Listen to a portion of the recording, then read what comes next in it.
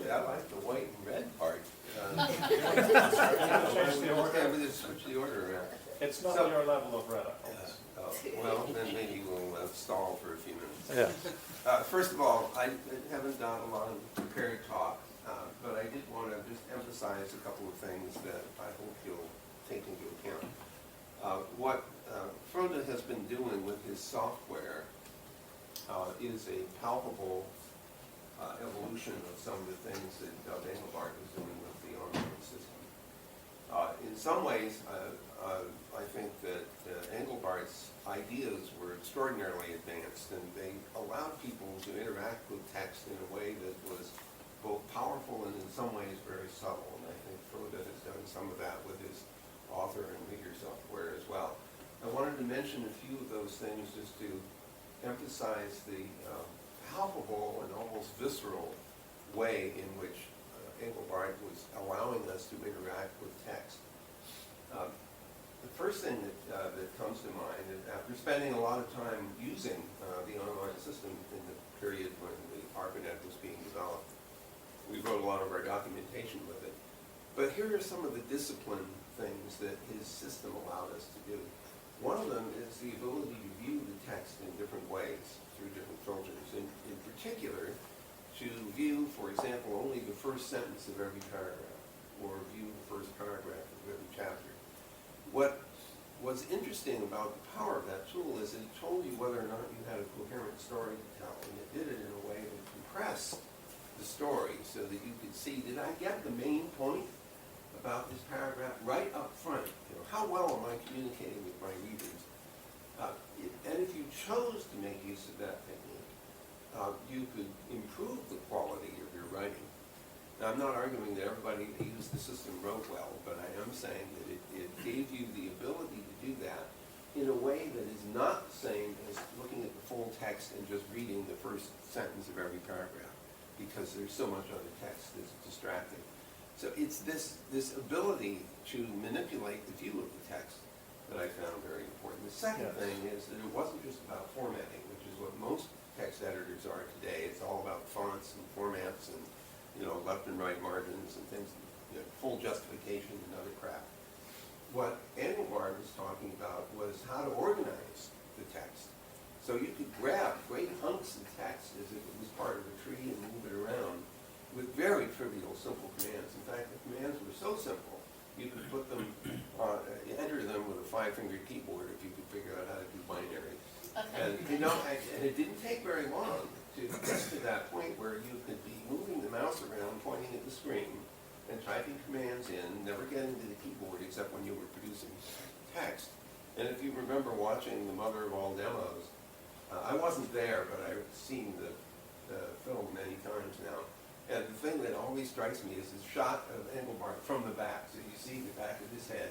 You see the screen that he's typing on is projected up on the wall there.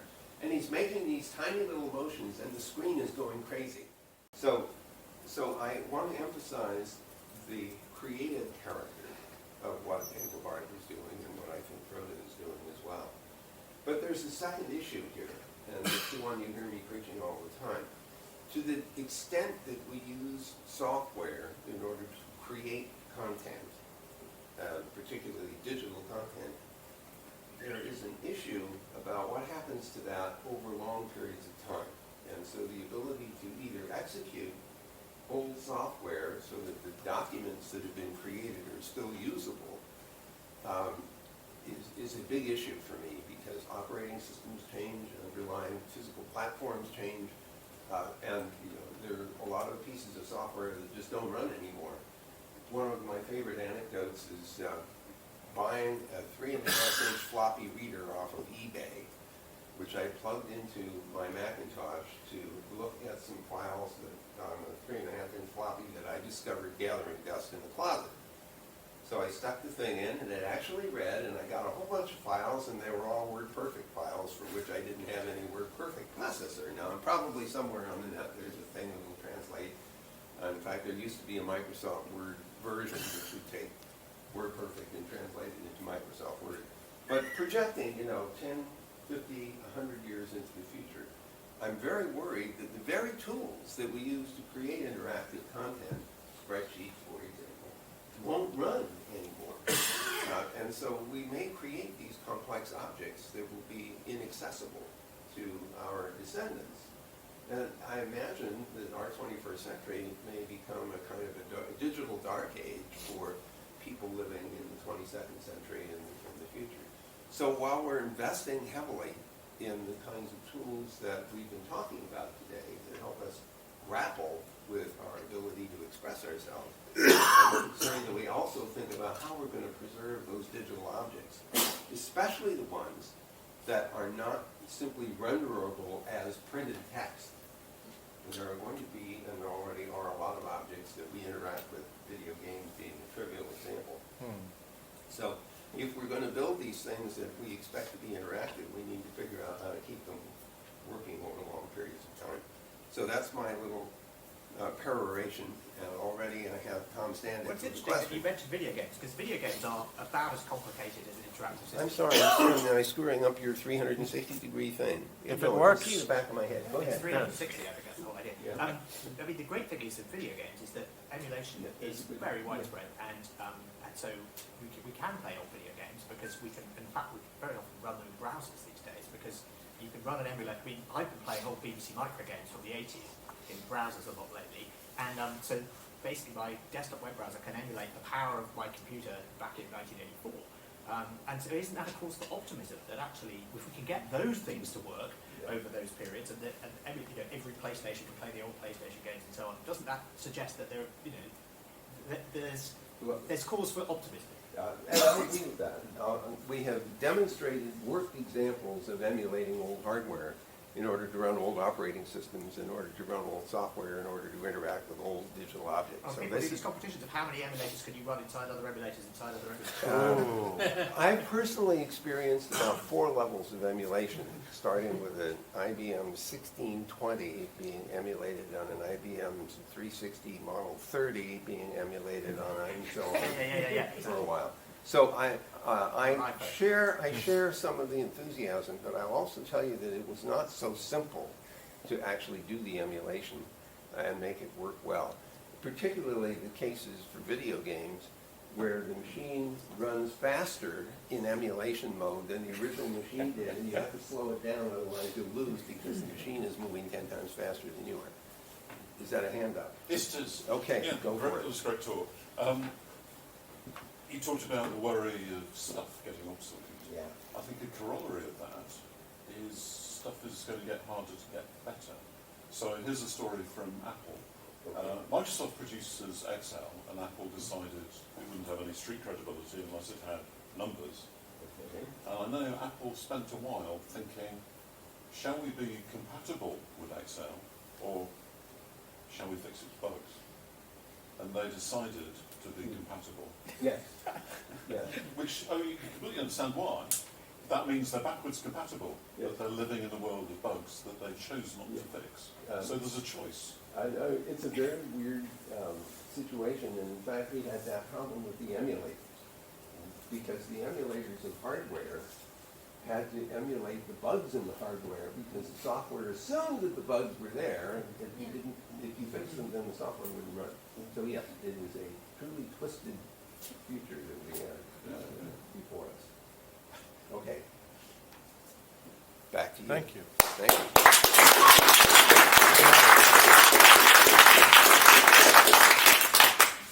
Before closing remarks, I just want to say thank you to Namo. If it wasn't for you, I would be dead on the floor today. So thank you so much for doing all that.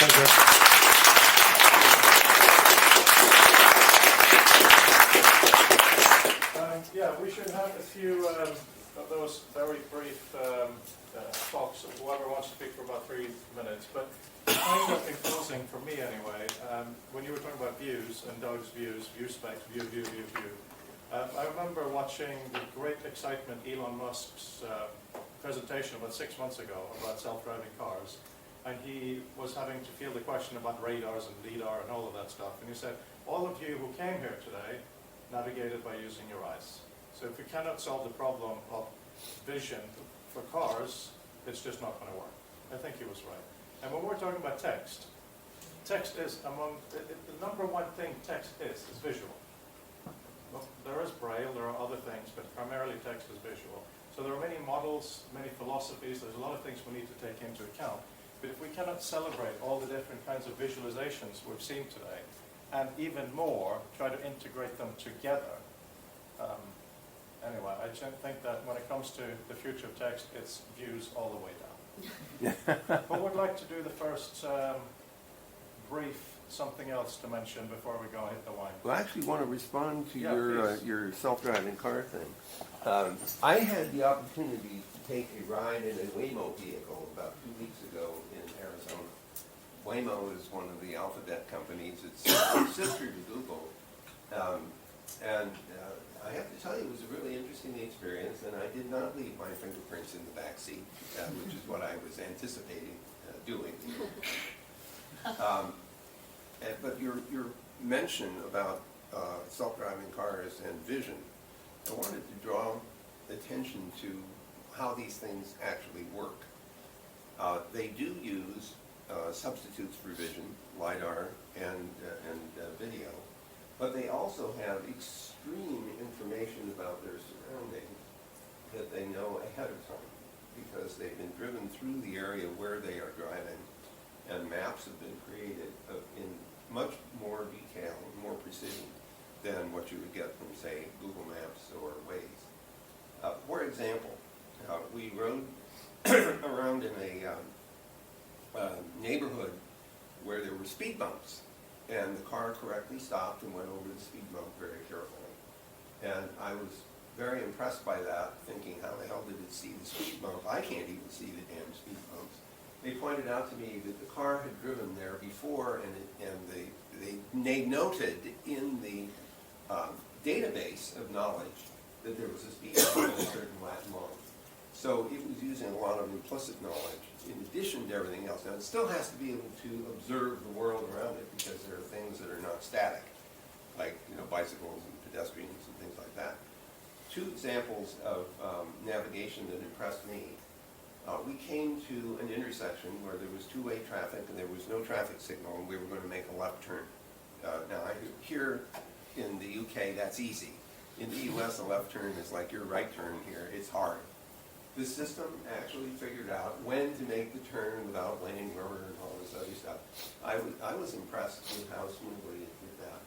But the even more impressive thing was coming up to a traffic signal, which had quite a variety of different signals available to the drivers. There was the traditional red, yellow, and green vertical arrangement, but there was also another thing with a flashing yellow left arrow.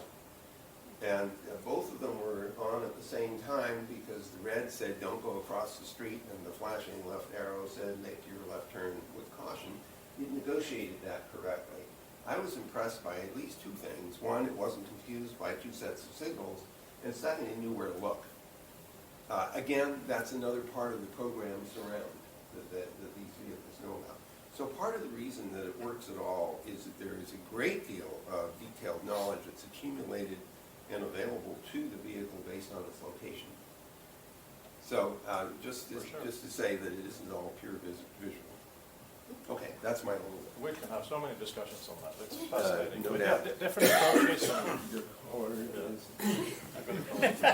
Yeah, okay. You could have done this earlier. No, I think, I didn't notice it until now. Time travel. Yeah. I never think about that. Did you want to talk? Yeah. Anyone else have an observation or a question or anything? I mean, I feel that this is maybe the most kind of collaborative future of text we've had. So if there is anything that you want to continue with, just say it briefly here and then we'll continue via email later. Okay, so I want to quickly talk about data trust, which obviously Wendy's idea and was talked about Les during something feels like a Viva. Just for clarification, Yeah. Providence wasn't my idea. Okay, sorry. But we did put it in the AI review. Yes. And So that's where lots of people talked about that before our review. Okay, so so it came. I discovered it through that report. So it suddenly feels like a Viva. I've been pulled up already. So we've talked about collaboration. That's the big thing. There's two themes that I think have come out today in terms of collaboration. First of all is how do we get lots of small groups of people with not very much money to work together. And that's why the idea was put forward in the AI review of the United Kingdom. So the UK anytime soon isn't going to create Facebook or Google with that massive corpus of data. So how do we get all the different businesses in the UK to collaborate to create large data sets that can compete to create these AI generators? That's something that feels like could be useful here. And then of course when you can overlay that on top of that, the problems of privacy and consent and a whole load of kind of ideas that I've dealt with GDPR. But then you come into the world of ethical practices. What is the ethical use of data, which is obviously a very hot topic at the moment, particularly in light of Cambridge Analytica. And so all those kind of ideas are put into what this thing we're calling a data trust. As a side project to my PhD, this summer I've been involved in a university-funded project to actually develop a code of conduct for a data trust. So if you put a data trust in your hand, it isn't the technology, it's the agreement that people have, or the roles and responsibilities that people have agreed to be part of this trusted network of people to share data, which is, I think, is kind of what Freud is talking about.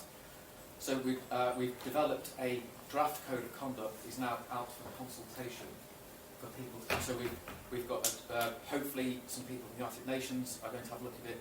We've got another guy from NATO potentially going to look at it. Hopefully Cabinet Office are going to take a look at it and have a review. With Information Commission's Office are going to have a review. And this seems like a very prominent group of people to be able to take a view on it and maybe to take an idea forward to have a future of text kind of data trust. So if anyone is interested to learn about that and learn how it might contribute, please come see me over a quick glass of bread. And I can give you we're doing a consultation on the university ethics, so we've got to do the interview consent form. So I can send you the consent form, send it back, and give you access to the trust, to the framework we've got. You can take a view in it, and maybe it's something you can take forward in the future. Yeah, and if you don't meet the person you need to meet here, just email me saying, oh, it was so-and-so, and I will forward messages, obviously. But we've gone from an idea from the report to actually creating something real that we actually want to implement for real, so that it adds value to the world, in fact. Okay. Thank you. And also, Pip, you asked for participation for your January thing.